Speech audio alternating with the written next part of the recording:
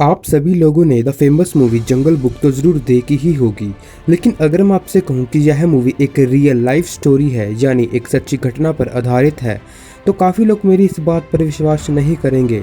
लेकिन यह बिल्कुल सच है और आज मैं आपको इस वीडियो में इसके बारे में ही बताऊंगा। तो चलिए फिर शुरू करते हैं।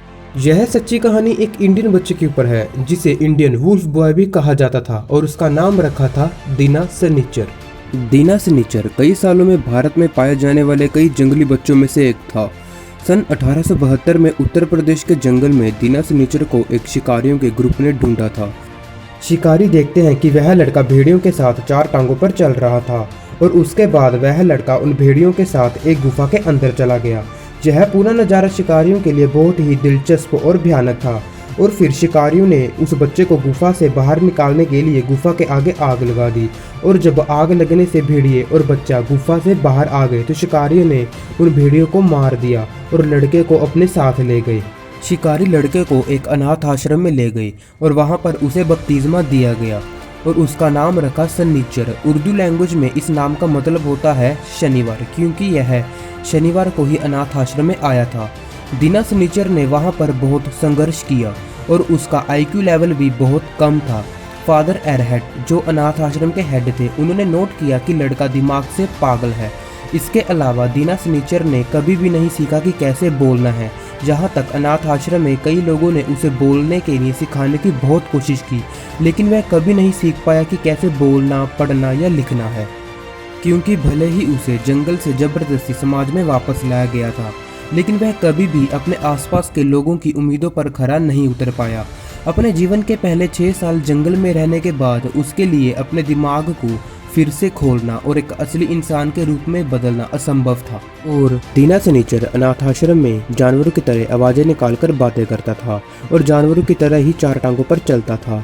और काफ़ी संघर्ष करने के बाद दीना सनीचर ने सही से 2 टांगों पर चलना सीख लिया था।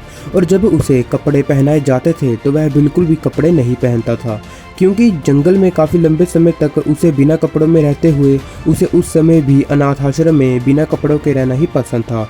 और जब दीना सनीचर को अनाथ आश्रम में पका हुआ खाना खाने के लिए देते थे तो वह उस खाने को बहुत ही मुश्किल से खाता था, क्योंकि उसे सिर्फ मांस खाना ही पसंद था। और सबसे बड़ी बात, बेशक दीना सनीचर में कोई भी ह्यूमन हैबिट्स नहीं थी, लेकिन फिर भी दीना सनीचर अनाथ आश्रम में एक अच्छा दोस्त बनने में कामयाब रहा। और अनाथ आश्रम में दीना सनीचर के अलावा एक और उसके जैसा जंगली बच्चा भी शामिल था और वह दोनों लड़के वाइल्ड लाइफ में ही बड़े हुए थे।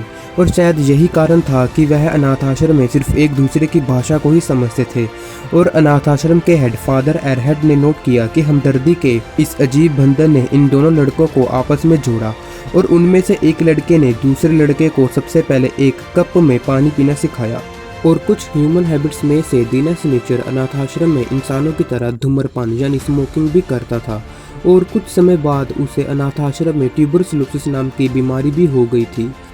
दीना सनीचर का विकास बहुत ही असामान्य था। इंसानों के बीच रहने के 10 साल बाद भी वह बहुत परेशान रहता था और जानवरों की तरह ही हरकतें करता था। और उसकी हाइट भी काफ़ी मुश्किल से 5 फुट तक लंबी हुई थी और उसका माथा भी इंसानों के मुकाबले काफ़ी छोटा था। अपने बचपन का काफ़ी समय जंगल में भेड़ियों और अलग अलग जंगली जानवरों के साथ बिताने के बाद उसे अनाथ आश्रम में बहुत ही अकेलापन महसूस होता था। और सन 1895 में ट्यूबरकुलोसिस की बीमारी से उसकी डेथ हो गई थी और वह उस समय सिर्फ 29 साल का था। और इसके साथ ही दीना सनीचर की कहानी यहाँ ख़त्म होती है।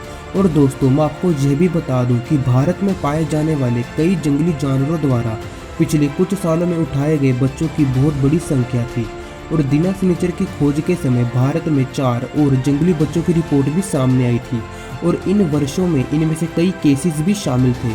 और सबसे फेमस केस अमला और कमला नाम की 2 लड़कियों का भी शामिल था।